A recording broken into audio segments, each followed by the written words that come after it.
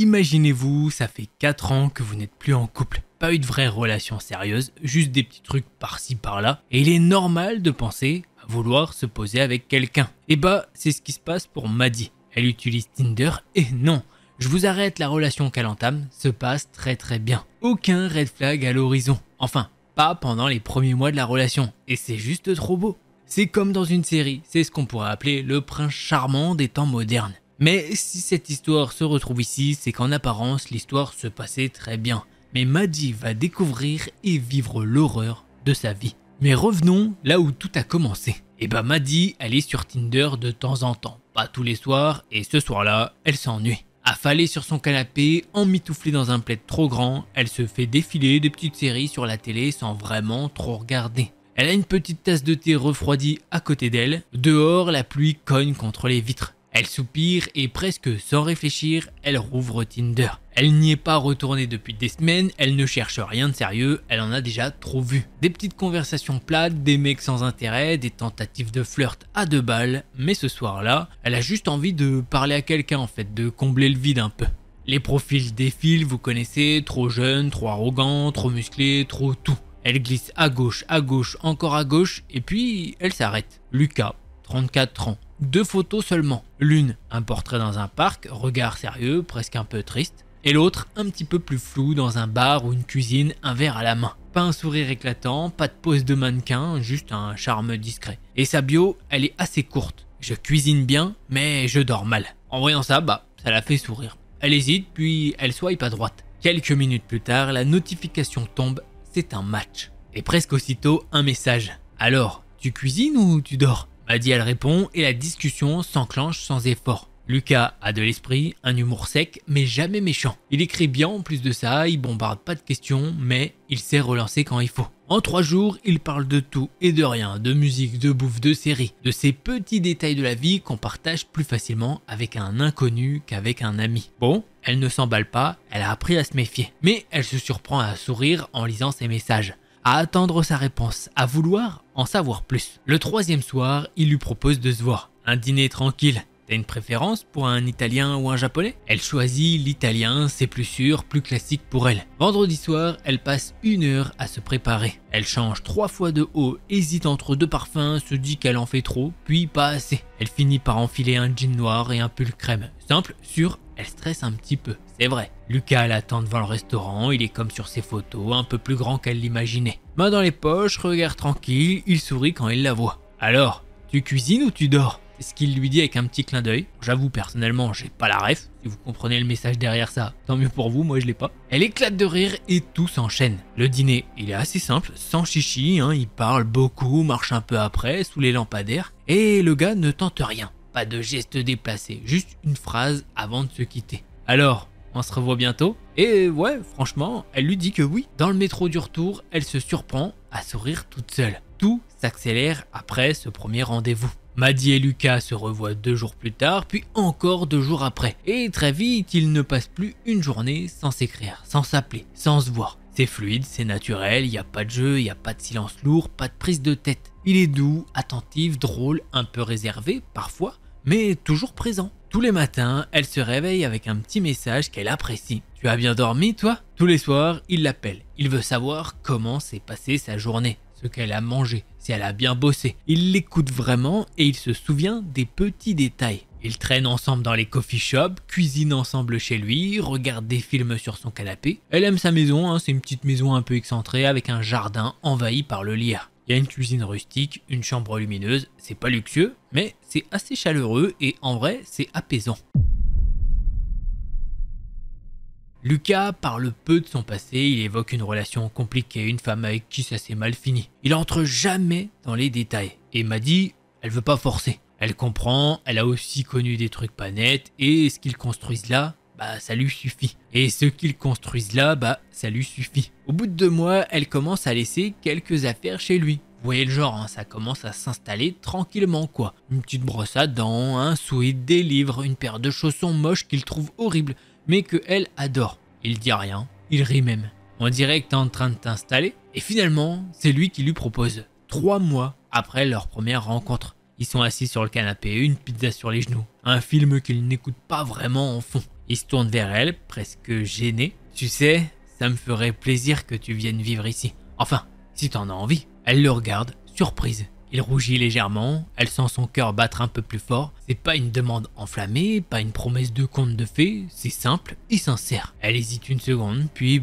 elle dit oui. Quelques jours plus tard, elle arrive avec ses cartons. Pas grand chose, c'est des petites fringues, son ordi, quelques bouquins, 2 plantes qui font la gueule et un petit cadre photo avec ses parents. Lucas l'aide à tout porter, puis lui fait de la place dans le placard. Tout est prêt. Tout semble parfait. Le soir même, elle dort contre lui dans ce lit qui est maintenant aussi un petit peu le sien. Et pour la première fois depuis longtemps, elle se dit qu'elle est bien, vraiment bien. Alors, comme elle le précise à ce moment-là, elle décide de ne pas rompre le contrat de son appartement. Ce qui veut dire qu'elle peut, si elle le veut, avoir un backup si jamais. Au début, la vie à deux est plutôt simple, elle est fluide. Maddie s'adapte vite à cette maison tranquille, un peu à l'écart, entourée de voisins discrets qu'elle ne croise presque jamais. Lucas, quant à lui, est toujours attentionné, prévenant, ils cuisinent ensemble, ils se baladent le week-end, ils partagent des playlists et ils font des petits tests de recettes de bouffe qu'ils trouvent sur YouTube. Il continue à lui écrire des petits mots, à l'embrasser sur le front quand elle ne s'y attend pas. Franchement, ça se passe nickel tout ça. Comment ça peut finir dans une de mes vidéos? On va voir ça tout de suite. Puisqu'assez vite, de petits détails s'accumulent. Des détails qu'elle n'avait pas forcément captés, mais qui commencent à vraiment lui tiquer dans la tête et surtout, ça se produit de plus en plus souvent. Lucas sort dehors, parfois très tôt le matin, parfois en pleine nuit, toujours sans prévenir, toujours sans téléphone. Au début, elle pense qu'il va courir, mais il revient jamais en sueur, pas essoufflé, il est pas équipé, il est juste en mode normal. Comme s'il avait rien fait d'inhabituel. Quand elle lui demande, il répond vaguement. Ouais, je suis allé marcher, j'avais besoin de prendre l'air. Oui, j'étais chez un pote, je devais récupérer un colis. C'est toujours le même ton, c'est toujours sans entrer dans les détails. Il change aussi de sujet quand elle insiste un peu. Il se fâche pas, mais il se referme. Ses yeux deviennent durs, il détourne la conversation. Maddie, tu me fais confiance, non? Et Maddie, elle recule.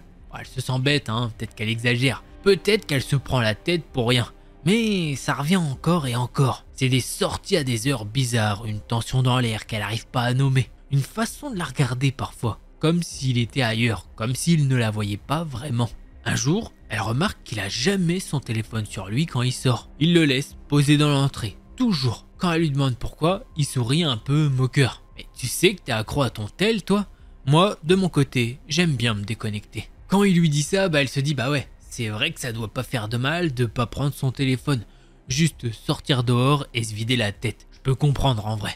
Et puis un matin, elle se réveille seule, le lit est froid à côté d'elle, elle regarde son téléphone, il est 5h42 du matin. Elle descend, cherche dans la maison, il n'est pas là, pas un mot, pas un message. Quand il revient, il est 7h passées. Elle le trouve sur le pas de la porte, les mains dans les poches, comme si de rien n'était. Il lui embrasse la joue.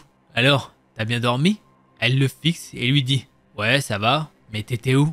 Il hausse les épaules, ouais j'ai fait un petit tour. Là, franchement, pour Maddie, c'est la fois de trop. Un frisson lui remonte l'échine.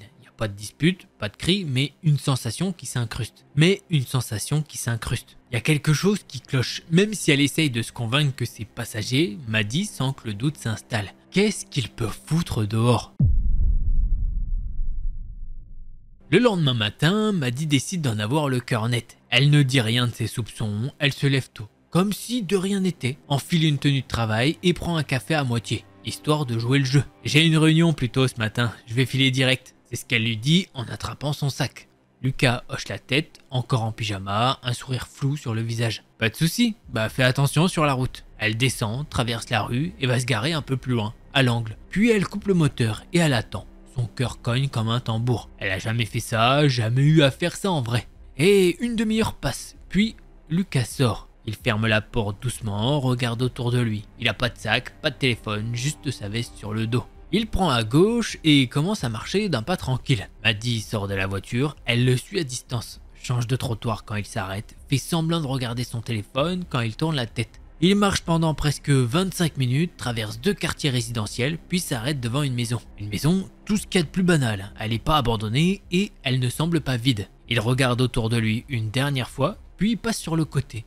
Il s'accroupit et ouvre une fenêtre. Il entre par la fenêtre, comme un voleur. En voyant ça, Maddie elle reste figée, l'estomac tordu, les mains glacées. Elle tourne les talons et rentre à la maison, le cœur en vrac. De retour chez elle, Maddy tourne en rond, comme une lionne en cage. Elle regarde l'heure, 12h08. Lucas n'est pas encore rentré. Elle s'assied sur le canapé, son cerveau en ébullition. Elle revoit la scène, la marche, la maison et la fenêtre. Et plus elle y pense, plus ça l'énerve. Non mais sérieusement, il me trompe comme ça, en pleine journée? Elle parle à voix haute, elle est seule dans la maison, la gorge serrée. Quel enfoiré celui-là! Son cœur bat vite, peut-être même un peu trop vite. Elle pense à ces 3 derniers mois, à tous ces moments, à toutes ces fois où il avait ce sourire doux. Cette main sur sa joue, ces petits regards tendres au petit matin. Ouais, tout ça c'est qu'une façade, du vent. Et pourtant, une partie d'elle n'y croit pas. Il y a un truc qui cloche, ça dépasse la simple tromperie. Qui entre chez sa maîtresse par la fenêtre? Qui part sans téléphone, sans prévenir, et revient comme si de rien n'était? Alors non, elle se dit que c'est pas une histoire d'infidélité, c'est sûrement pire, c'est autre chose. Lucas rentre 1 heure plus tard, comme si tout était normal. Il sourit, dépose ses clés, embrasse Maddy sur le front. Ah, j'ai marché un peu, j'ai pris l'air. Elle le regarde, bouche fermée. Elle sent la colère lui monter à la gorge, mais elle la ravale. Elle répond alors simplement « Ok ». Elle sait qu'il ment, elle sait qu'elle n'a plus le choix. Il faut qu'elle retourne devant cette maison. Le lendemain, Maddy se lève tôt, Lucas dort encore profondément, tourné vers le mur. Il respire calmement, comme si de rien n'était. Elle s'habille en silence, attrape son sac et quitte la maison sans faire de bruit. Dehors, l'air est frais, le soleil perce à peine à travers les nuages. Elle se remet mentalement le chemin dans l'ordre, rue après rue, trottoir après trottoir. Elle le suit dans sa tête comme elle l'avait fait la veille. 25 minutes de marche à peu près. Et la voilà, devant la maison. Petite, banale, une clôture blanche, un petit jardin, rien de particulier. Mais maintenant qu'elle la voit dans ce contexte, il y a quelque chose qui l'oppresse. Les volets sont entrouverts, il y a des chaussures posées devant la porte, une jardinière suspendue avec des fleurs séchées. C'est habité clairement. Maddy hésite un instant, puis elle traverse l'allée et appuie sur la sonnette. Quelques secondes passent et elle hésite à se barrer. Mais avant qu'elle ait pris une décision, une femme ouvre la porte. La trentaine, brune, cernes marquées, visage fatigué mais pas hostile. Bonjour, Maddy bafouille, prise au dépourvu. Désolé, je crois que je me suis trompé d'adresse. Je devais visiter une maison à vendre, mais je crois que c'est plus loin. La femme hoche la tête, polie en mode ok, c'est quoi ce délire? Y a pas de souci, bonne journée à vous. Mais avant que la porte ne se referme, les yeux de Maddy vont sur quelque chose. Y a un truc qui l'interpelle en fait. Posé sur la commode de l'entrée, il y a un cadre avec une photo. Il y a un garçon, 4 ou 5 ans, sur un banc. Si c'était que ça, c'est pas très grave. Mais le problème, c'est l'homme qui est à côté de lui. Et clairement, il fait frissonner Maddy. En fait, c'est Lucas, assis là. Il a ses bras autour du gamin. C'est lui, clairement. Il connaît cette femme. Il a eu une vie ici. Une vie qu'il n'a jamais évoquée. La femme referme la porte et Maddy doit malheureusement se rendre au travail. Et vous imaginez que sa journée de travail est catastrophique. Comment tu peux te concentrer sur ton travail quand tu découvres une dinguerie de ce genre? Sur le chemin du retour, Maddy a la tête ailleurs. Ses jambes tremblent à chaque pas. Son cœur tape si fort qu'elle a l'impression qu'on pourrait l'entendre à travers son manteau. Elle repasse en boucle ce qu'elle a vu, le gamin sur la photo, le visage de Lucas, ce sourire calme, posé, celui qu'il faisait aussi au début. Clairement, il a un enfant. Il a un putain d'enfant et il ne lui a jamais rien dit. Une fois à la maison, elle claque la porte un peu plus fort que d'habitude. Lucas est là, vautré sur le canapé, une bière à la main, le regard vissé à son téléphone. Il lève les yeux, sourit comme si de rien n'était.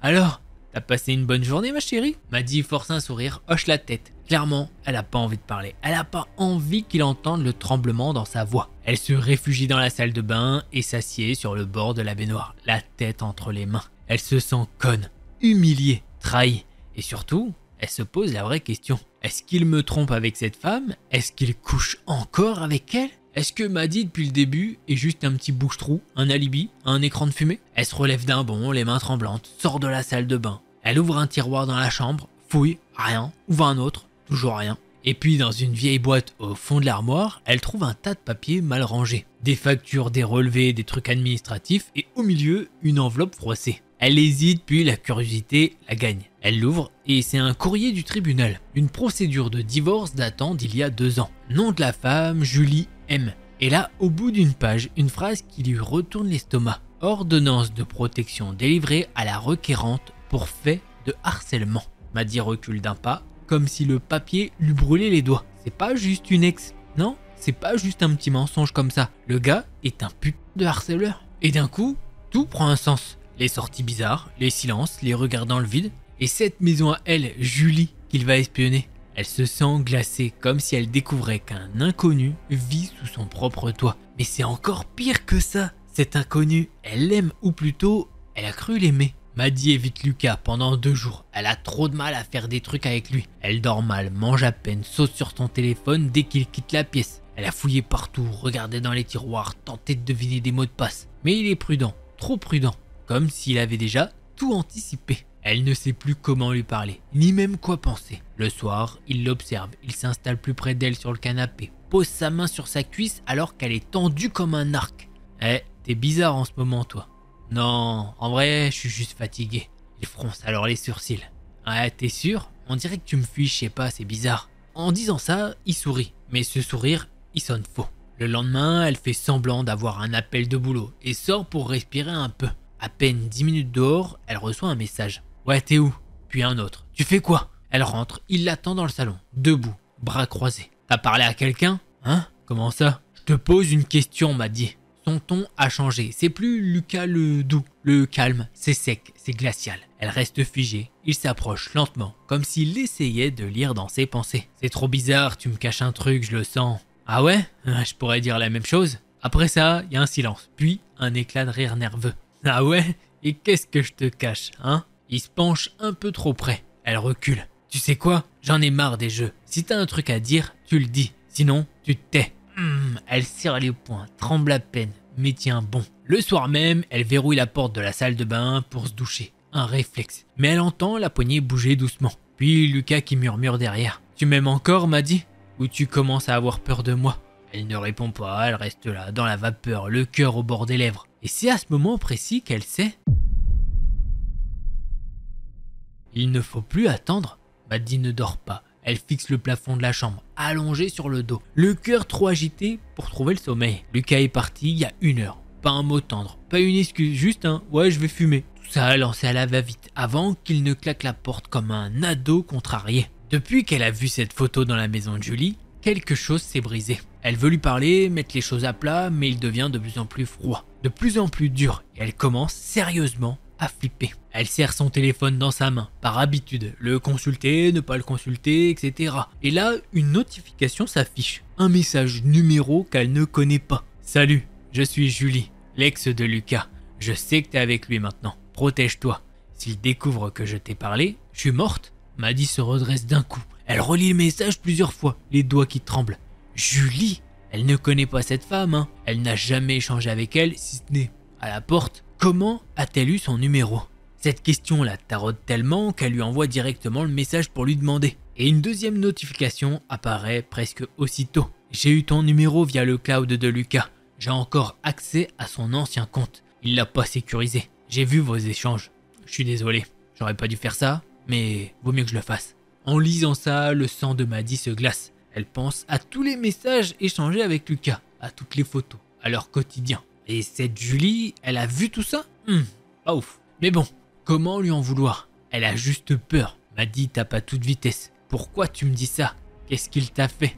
Les petits points s'affichent, Julie est en train de répondre. Maddie ne cligne même plus des yeux. Elle attend la réponse avec impatience. Il m'a frappé, stalké, et il a été condamné 1 fois. Mais il s'en fout. Il m'a menacé quand il a appris que j'avais la garde exclusive de notre fils. Je suis parti assez loin, mais il m'a retrouvé. Il m'observe, entre chez moi quand je suis pas là. Par là, mon fils. Et là, il devient plus imprévisible. J'ai peur qu'il passe à l'acte. Maddie lâche son téléphone sur le lit, le souffle coupé. Un fils? Elle s'en doutait, elle a vu cette photo sur la commode. Lucas avec elle et ce petit garçon entre eux. Elle avait fait semblant de pas y penser, de ne pas vouloir comprendre. Elle voulait se mettre une barrière mentale. Mais là, au moins, c'est dit. Noir sur blanc. Il a un enfant et il lui a caché ça. Elle serre les poings. Il ne l'a pas juste trompé. Il a volontairement effacé une part énorme de sa vie. Et maintenant, elle comprend pourquoi. Parce que cette vie-là est un putain de cauchemar. Et pendant que Julie vit dans la terreur, lui, il l'a fait emménager chez lui. Il lui a fait à manger, il lui glisse des « je t'aime » à l'oreille pendant qu'il continue d'harceler une autre femme. Peut-être qu'en fait, il a jamais arrêté. Maddie se lève, enfile un sweat, les mains gelées. Elle jette un coup d'œil par la fenêtre. Rien, juste la nuit noire. Elle hésite. Est-ce qu'elle doit appeler la police, aller voir Julie, fuir? Eh ben, elle se sent piégée. Puis, une chose est sûre, elle ne peut plus fermer les yeux sur ça. Maddie attend le retour de Lucas avec une boule au ventre. Sauf qu'il est jamais revenu de la nuit. Il est parti bosser le matin apparemment, comme si de rien n'était. Mais elle a passé la journée à tourner en rond au boulot. Le cœur qui bat trop vite, les mains qui tremblent à chaque bruit. Quand la porte s'ouvre enfin, en fin de journée, elle est déjà assise sur le canapé, droite, raide, les yeux rivés sur lui. Elle le regarde droit dans les yeux et lui dit « Faut qu'on parle, et je veux pas de nanani nanana ». C'est ce qu'elle lui dit. Enfin, pas le nanani nanana, ça c'est moi, mais t'as capté. En gros, elle veut mettre les points sur les i. Lucas lève un sourcil, referme doucement la porte. Ok, je t'écoute. Elle tourne pas autour du pot, hein? Ton ex, Julie, elle m'a écrit cette nuit. Alors là, il se fige juste une fraction de seconde, puis il secoue la tête en soupirant. Ouais, évidemment, je m'en doutais. Elle m'a dit que t'avais été violent avec elle, qu'elle vit cachée, qu'elle a peur. Elle m'a dit que vous aviez un fils, Lucas. Un fils, tu te rends compte? Il s'assied en face d'elle, le regard fatigué, presque triste. M'a dit, ce que je vais te dire va te paraître fou, mais faut que tu m'écoutes, vraiment.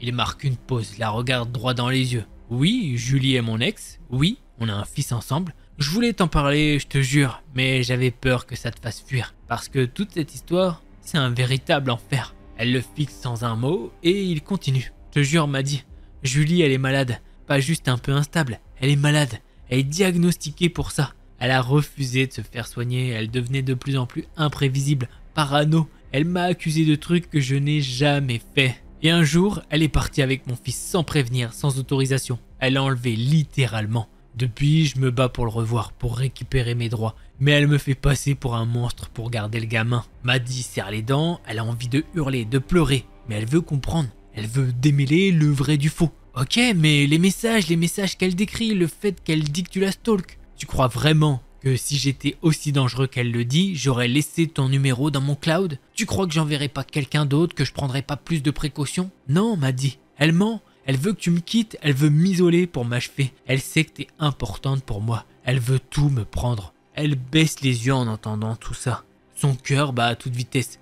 Tout ce qu'il dit, en fait, ça tient la route. Mais c'est également ce que dirait un mec manipulateur. Et c'est ça le pire, elle n'arrive pas vraiment à savoir. Lucas s'approche, s'agenouille devant elle, prend ses mains. Ouais, m'a dit, j'ai fait des erreurs, mais je ne t'ai jamais menti par malveillance. J'ai voulu te protéger de tout ça. C'est moche, c'est sale, ça me fait honte. Mais je suis pas ce que Julie raconte.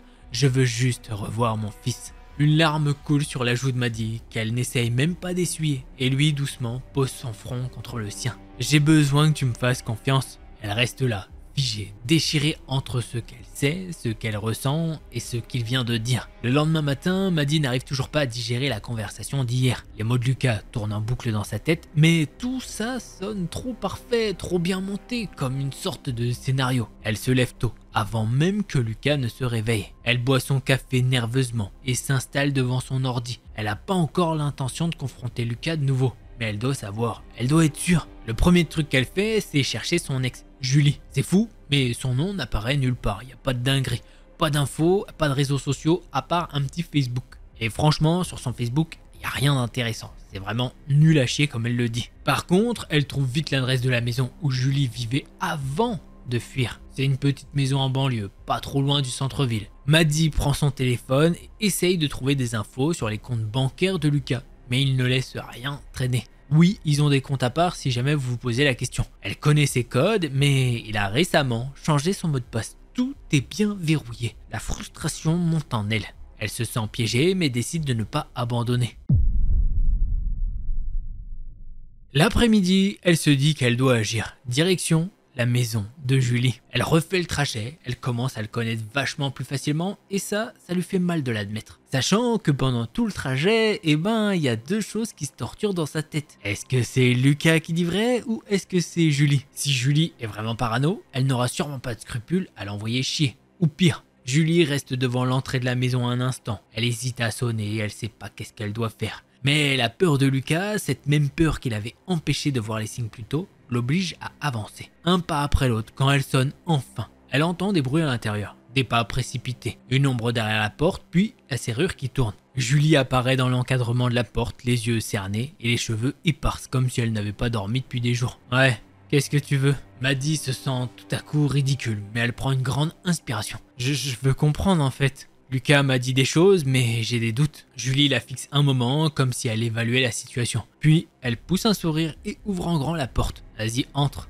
on va parler. Maddie franchit le seuil, Julie referme la porte derrière elle et la conduit dans un salon modeste. Tout est calme, trop calme. Laisse-moi deviner, je sais ce que Lucas t'a dit. Je sais qu'il a tenté de se faire passer pour la victime. Mais c'est un menteur. Je l'ai vu et je l'ai vécu. Et toi, t'es là, dans cette maison, comme un pion dans son petit jeu. Il te cache tout. Il te cache tout, Maddie. Forcément, Maddie la fixe, son cœur bat fort. Plus fort que jamais. Elle prend une grande inspiration. Pourquoi il me cacherait son fils? Il m'a dit qu'il avait un gamin et qu'il essayait de le récupérer. Mais je sais pas, j'ai l'impression qu'il me ment, qu'il me manipule. Julie rit, mais c'est un rire amer. Parce que c'est plus facile de manipuler une femme naïve que de contrôler ses erreurs. Tu crois vraiment que ce mec est un héros? Il veut me voler mon fils, Maddie. Et tu crois qu'il a changé? Tu crois qu'il est devenu quelqu'un de bien? Il fait semblant avec toi. Il te ment comme il m'a menti. Et je suis peut-être folle. Mais alors, si moi je suis folle, et bah toi aussi. Et tu le resteras si tu restes avec lui. Maddie est figée, prise entre l'envie de croire Julie et l'envie de défendre Lucas. Mais tout ça lui fait trop de mal. Si tout ça est vrai, si tout ce que Lucas lui a dit un mensonge, alors elle a été trompée, trahie de la pire façon possible. Julie se lève brusquement, l'air fébrile. Tu sais quoi? T'as raison d'être là. Va jusqu'au bout, t'as pas idée de ce qu'il est capable de faire. T'as pas idée de ce qu'il m'a fait. C'est pas qu'un simple père qui veut son fils, c'est un monstre, un manipulateur. Les mots de Julie tournent dans la tête de Maddie. Elle commence à s'agiter sur son siège, l'estomac serré. Elle doit faire face à la vérité. Cette vérité qu'elle n'a jamais voulu voir. La conversation se termine très vite car Julie lui dit qu'elle doit emmener son fils quelque part. Maddie rentre à la maison et se pose sur le canapé. Elle a les mains tremblantes sur son téléphone, incapable de sortir de cette spirale de peur et de confusion. Elle ne sait pas ce qu'elle doit faire. Quitter la maison de Lucas et retourner chez elle, tout se bouscule dans sa tête. Mais une chose est certaine, elle a franchi une ligne avec Lucas et il va le découvrir. La porte d'entrée claque, la silhouette de Lucas se découpe dans l'embrasure de la porte et il entre d'un pas lourd, sa posture tendue, son regard fixé sur elle, les yeux remplis d'une rage qu'elle n'a jamais vue auparavant. Alors, tu pouvais pas t'en empêcher, hein? T'es allé chez elle. Maddie se fige. Comment est-ce qu'il sait ça? Comment est-ce qu'il a su qu'elle était allée voir Julie? Elle cherche une réponse dans ses yeux, mais il n'y a aucune clarté, juste une abîme de rage pure. J'ai rien fait de mal, je voulais juste comprendre. Lucas éclate de rire et c'est pas un rire sincère, c'est un rire sec, haché, qui n'a rien de naturel. Comprendre? Mais t'es sérieuse là? T'as cru quoi? Que j'allais m'asseoir pour te raconter mon histoire? Que j'allais te donner des explications? Mais qu'est-ce que tu crois? Il me suffit de te donner quelques bribes de vérité pour que tu penses tout comprendre. Tu te laisses manipuler par cette femme? Vraiment? Il se rapproche encore, un pas lourd après l'autre. Maddie recule instinctivement, mais elle échappe pas à son regard. Elle sent une vague de panique la submerger. Lucas, je veux juste savoir ce qui se passe. Pourquoi tu me caches tout ça? Parce que je suis fatigué de cette histoire, Maddie. Parce que j'en ai marre de cette comédie, de ce cirque. Julie, elle me harcèle depuis qu'on s'est séparés. Elle fait sa victime, elle pleure partout. Mais elle m'a volé mon fils, je te rappelle. Et maintenant, tu viens me poser des questions? Toi qui m'accuses, qui me mets dans une situation impossible. Tu crois que c'est facile de contenir toute cette rage? Maddie se sent comme frappée par une décharge électrique. Mais ce que je comprends pas, c'est que t'avais un fils avec elle. Et pourquoi tu m'en as jamais parlé? J'aurais pu peut-être t'aider à le récupérer, je sais pas. Lucas la fixe, le mépris dans ses yeux est palpable. Ah ouais? Tu crois que c'est facile, hein? Tu crois que c'est simple? J'essaie de te protéger de ça, de tout ça. Mais toi, non, tu veux tout savoir, tu veux tout comprendre, c'est ça. Et ben maintenant, tu sais, tu veux savoir la vérité? Et ben la vérité, c'est que je suis la victime dans cette histoire. Il s'approche encore de plus en plus près, son souffle s'accélère, son cœur tendu comme un ressort. Elle m'a volé mon fils, elle m'a pris ce que j'avais de plus précieux, elle a détruit ma vie. Et maintenant, elle se fait passer pour la pauvre victime. Mais la vérité m'a dit, c'est ce que je vais récupérer, ce qui est à moi.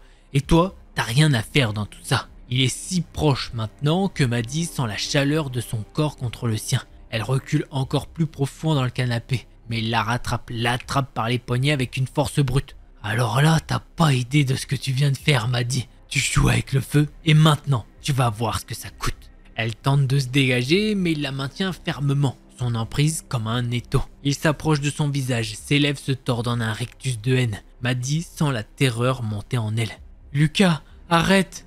Mais il ne l'écoute pas. Il la pousse violemment contre le dossier du canapé. « Je crois que je vais te laisser partir après tout ça, que je vais te pardonner de t'être mêlé de mes affaires. Je vais te montrer ce que c'est de me défier. » Il se rapproche encore, mais cette fois, une sorte de lucidité traverse ses yeux. Il s'arrête net, il la regarde, comme s'il se rendait compte de ce qu'il était en train de faire, qu'il était allé trop loin. Le silence pèse lourdement. Maddie, haletante, se redresse lentement. Mais la peur reste là, en elle. Elle se sent minuscule face à lui, totalement impuissante. Il tourne les talons brusquement. La porte claque derrière lui avec une violence qui résonne dans la pièce. Maddie reste là, les larmes montant à ses yeux. Elle veut crier, mais aucun son ne sort. Elle s'effondre lentement, la tête dans l'un des coussins du canapé. La tête pleine de pensées confuses. Elle est seule, encore seule. Là, il y a une certitude dans sa tête. Rien ne sera plus jamais comme avant.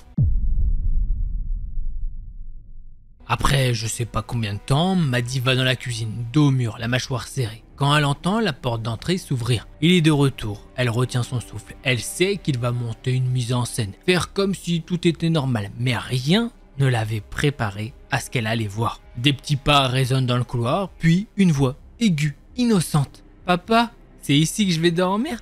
Le sang de Maddie se glace. Elle s'avance lentement vers l'entrée du salon. Chaque pas est une épreuve. Et là, elle le voit. Un gamin, 7 ou 8 ans. Le même que sur la photo. En chair et en os, tenant la main de Lucas. Lucas sourit, comme si de rien n'était. « Maddie, je te présente Jules. » Maddie reste figée. Elle tremble. Elle sent son cœur battre dans ses tempes. « Mais Lucas, il fait quoi ici ?» Mais ce qu'il aurait toujours dû faire, être avec moi, chez moi. Enfin, chez nous. Il se baisse et caresse les cheveux du petit. « Allez, dis à bonjour mon cœur. » Jules s'exécute, un petit peu intimidé. Il comprend rien à ce qui se passe. Il croit que c'est normal. Maddie recule d'un pas. Elle a envie de crier, de pleurer, de vomir. Mais elle sait qu'elle doit tenir. Pour lui, pour le petit. Lucas la regarde droit dans les yeux. Il sait qu'elle a compris. Il sait qu'elle n'approuve pas. Et surtout, il sait qu'il n'a plus rien à perdre. Il va rester ici quelques jours, le temps que tout ça se calme. Julie comprendra. Elle comprendra quand elle verra que tout va bien. Moi aussi, j'ai le droit de garder l'enfant. Et puis, c'est quand même mieux pour lui de vivre avec 2 parents. Maddie ne dit rien. Elle hoche juste la tête, doucement. Elle joue le jeu, parce qu'elle sait que le moindre mot de travers pourrait faire exploser la bombe qu'il est devenu. Lucas installe le petit devant un dessin animé, comme si c'était un dimanche comme un autre. Il va dans la cuisine, prend une bière et dit à Maddie qu'il va faire des courses, qu'il manque des trucs pour le repas. « T'as besoin de quelque chose ?» Elle secoue la tête. Non, elle a besoin de rien. Il demande à son fils s'il veut venir avec lui, mais le gamin lui dit qu'il va regarder les dessins animés. Du coup, pareil, il lui demande s'il veut un truc en particulier, et le gamin lui répond qu'il veut des glaces Bomb Pop. C'est en gros de ce que j'ai vu des glaces à l'eau en forme de fusée. Et il veut également des céréales de chez Trix. Bref, Lucas sort et dès que la porte claque, Maddie court. Pas vers son téléphone, non. Elle court vers le petit pour lui demander comment il va. Et franchement, il a l'air d'aller normalement, il n'a pas été brutalisé. Il se comporte comme un gamin normal qui regarde ses dessins animés. Il a sûrement pas vu de scène qu'il n'aurait pas dû voir, genre le père qui frappe la mère. Déjà, Maddie est rassurée sur ce point. Elle réfléchit. Qu'est-ce qu'elle peut faire?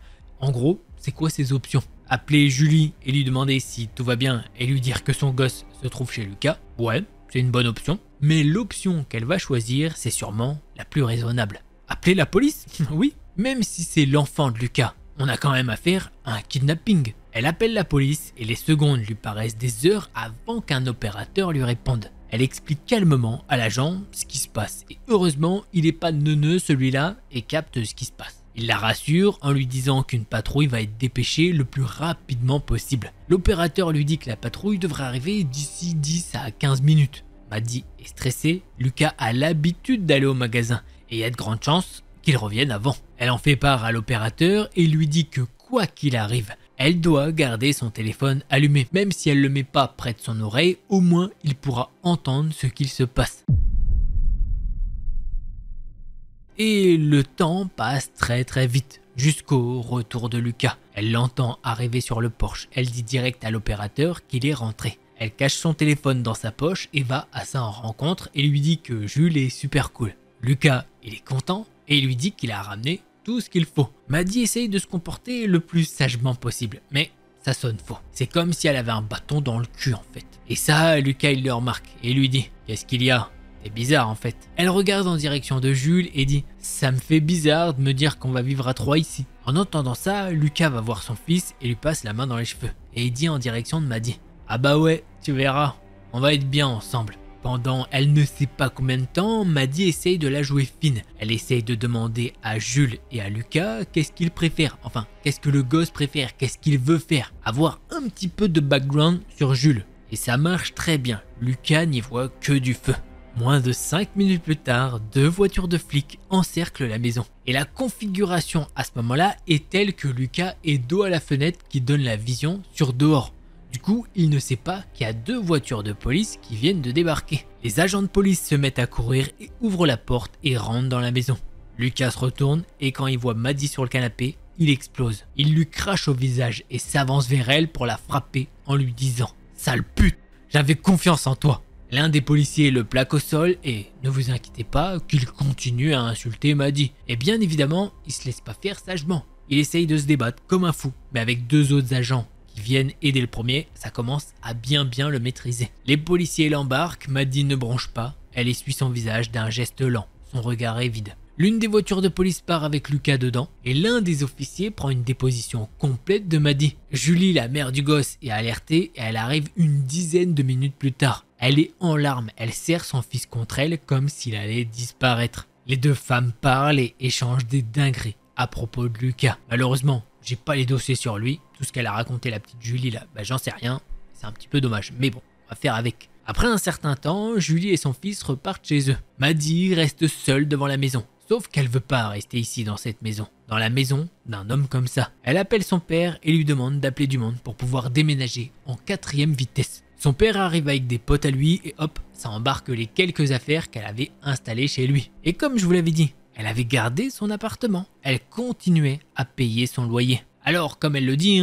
pourquoi elle faisait ça? Déjà, pour la sécurité au cas où, mais elle se demande si vraiment son subconscient lui disait pas que bon, ça allait partir en cacahuète et qu'elle en aurait besoin. Après ça, Maddy n'a pas porté plainte contre Lucas, mais Julie a de nouveau porté plainte contre Lucas. Et Lucas ne va pas sortir de sitôt de prison. On parle quand même d'un kidnapping, même si c'est son fils. Julie a la garde exclusive du gamin. Et c'est comme ça que se termine ce thread. Ma foi, je sais pas quoi dire.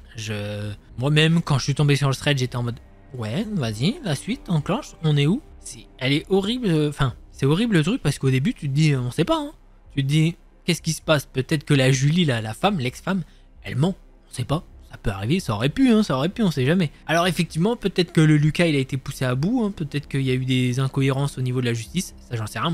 On n'a pas plus de détails, donc on sait pas vraiment qu'est-ce qu'elle a fait à Julie. Donc c'est voilà. Mais en tout cas, son moyen de se défendre, c'était avec un avocat. Il fallait pas faire ça. Là, clairement, tu t'es mis dans le caca, mec. Donc voilà. Et puis, je trouve qu'à mon avis, il est trop un peu comme ça, tu sais, il est trop gentil en apparence. Et derrière, bam, il fait des trucs. À mon avis, c'est ce qu'il faisait à Julie.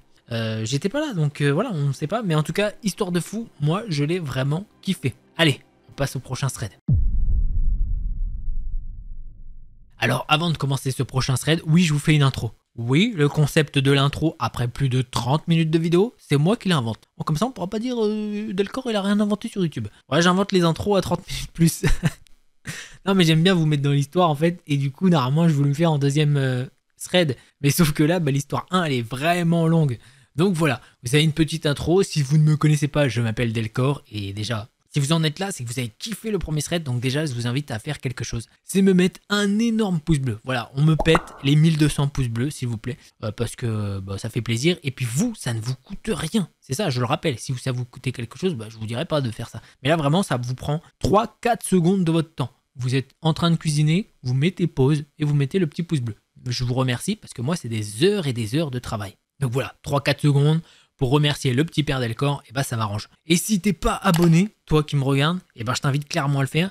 Sur la chaîne, c'est 2 vidéos thread horreur le mardi et le vendredi à 19h. Prenez bien votre rendez-vous. Et aujourd'hui, normalement, ce qui est prévu, c'est 3 thread horreur, dont un qui est déjà passé. Donc voilà, il en reste plus que 2.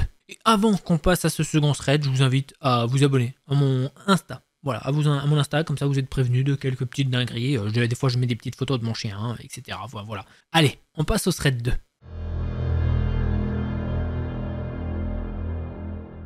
Et justement, ce thread 2, c'est l'histoire d'une abonnée. Je lis le petit message en première personne et après on passe à la troisième personne. Salut Delcor, j'espère que tu vas bien. Je suis abonné à ta chaîne sur YouTube et au cas où tu penses pouvoir en faire un thread, je vais te raconter une situation qui m'a fait bien flipper. Mon ange gardien m'a sûrement sauvé car l'issue avait 9,5 chances sur 10 de tourner au pire. Et là, on va passer à la troisième personne. Juno, elle a 18 ans, à peine quelques jours après son anniversaire, elle part avec son père à la banque. Il va lui donner accès à l'héritage de sa mère, 3000 €. Depuis un an, elle a un projet en tête, s'offrir un voyage au Brésil avec cet argent. Elle en a vaguement parlé à son père au début, mais de peur qu'il refuse, elle n'a plus rien dit ensuite. Le jour J, ils ressortent de la banque et chacun part de son côté. Juno fait le tour du pâté de maison, revient discrètement retirer l'argent, puis fonce à l'agence de voyage acheter un billet aller-retour open pour le Brésil. Départ dans 3 mois. Quand le jour du départ arrive, elle prend l'avion seule. À bord, elle fait la connaissance de Bento, un danseur brésilien qui rentre chez lui après une tournée. Il sympathise rapidement, il l'invite à venir chez sa famille en la prévenant qu'ils vivent dans une favela, à Mangueira. Mais il lui dit aussi qu'elle n'a rien à craindre. Juno, elle est jeune, elle a 18 ans, elle n'a peur de rien. Elle croit encore que tout le monde est bienveillant. Et au début, c'est vrai que tout se passe super bien. Tout le monde est super gentil, que ce soit la famille de Bento ou les gens de la favela. Bento est très estimé là-bas, alors quand ils arrivent, c'est un peu comme si une célébrité débarquait. Et elle devient l'amie de la célébrité. Au fil des jours, leur relation évolue. Au bout de 2 semaines, ils décident de louer un petit appart ensemble, près de Copacabana. On la prévient, il faut jamais aller sur la plage la nuit. C'est ultra dangereux. Mais un soir, elle sort seule. Elle croise un mec, discute avec lui et il l'invite à fumer de la cigarette magique au bord de l'eau. Elle accepte sans trop réfléchir, sans penser aux mises en garde. Et en chemin, il croise 4 potes à lui. Ils se joignent à eux. Et Juno ne se sent toujours pas en danger. Ils arrivent devant une tente de plage. Ces tentes qui servent des chopes pendant la journée. Il lui propose d'y entrer pour fumer plus discrètement. Apparemment, au Brésil, c'est pas comme en France. Fumer de la cigarette magique dans la rue peut t'envoyer directement en prison. Alors qu'en France, c'est open bar. Je rappelle, c'est illégal, mais bon. Là, un truc commence à clocher, elle sent que c'est pas bon. Ils veulent qu'elle aille au fond de la tente, mais elle insiste pour rester près de la sortie. Soi-disant, pour avoir de l'air. En vrai, elle veut juste pouvoir se barrer vite si ça dérape. Elle comprend qu'elle ne pourra pas fuir tout de suite. Alors, elle tente un truc. Elle fait semblant d'être réceptive au gars qui l'a invité au début, en espérant que les autres s'en aillent. Et ça marche, miracle, les 4 potes finissent par partir. Il reste le mec. Juno essaie de parler un peu avec lui, mais ça ne fait que 3 semaines qu'elle est là. Son portugais est limité. Puis d'un coup, il l'attrape. Il essaye de l'attirer à lui. Elle le repousse, elle entend son t-shirt se déchirer. Elle n'a pas le temps de réfléchir, elle lui balance un coup de pied au visage et se met à courir. Sauf qu'elle est au bord de l'eau. Et la plage, c'est immense. La route est à au moins 150-200 mètres. Et dans le sable, elle court super lentement. Ses pieds s'enfoncent, elle panique, tout semble au ralenti. Elle sait que son coup de pied lui a fait gagner du temps, mais elle l'entend qui revient à la charge. Il la poursuit. Juno court de toutes ses forces. La route se rapproche et lui aussi. Puis d'un coup, il s'arrête, il laisse tomber. Elle atteint l'avenue. Il y a du monde, de l'animation, des gens. Personne ne les a vus. Mais elle est enfin en sécurité. Elle rentre chez elle, elle se fait engueuler, évidemment, mais au fond, elle sait qu'elle s'en est bien sortie. En y repensant, elle réalise à quel point ça aurait pu mal finir. Elle ne saura jamais ce qui a vraiment poussé les 4 potes à partir. Mais sans ça, ça aurait pu être dramatique. Et si le mec ne s'était pas arrêté juste avant la route? Elle ne préfère pas y penser et on va pas émettre de théorie au cas où vu qu'elle va regarder l'histoire. Mais bon, effectivement, c'est malheureux. Heureusement, il s'est rien passé de plus. C'est ça le principal, c'est ce qu'il faut retenir. Voilà. Il est vrai qu'à mon avis, il avait des choses derrière la tête. En tout cas, je te remercie de m'avoir envoyé ton histoire. Et si vous aussi vous voulez partager une histoire, ça se fait sur delcorstory@gmail.com. Et je le rappelle, je regarde à peu près tous les 15 jours mes mails. Ça peut même être un petit peu plus, suffit que il y en a que 2 histoires. Voilà, ça mettra un petit peu de temps. Et je lis tout d'un coup, comme ça, bam bam bim. Donc ne vous inquiétez pas et ne me relancez pas tous les jours. Ça sert à rien. Vraiment, c'est plus contre-productif. Il y a un monde où je prends pas votre histoire. Les gens trop insistants, c'est non. Même si l'histoire, genre, elle peut être top tier. Tant pis. Juste, ne me mettez pas la pression. Ça, c'est quelque chose, c'est mort. Et on va passer à la 3e histoire de cette vidéo.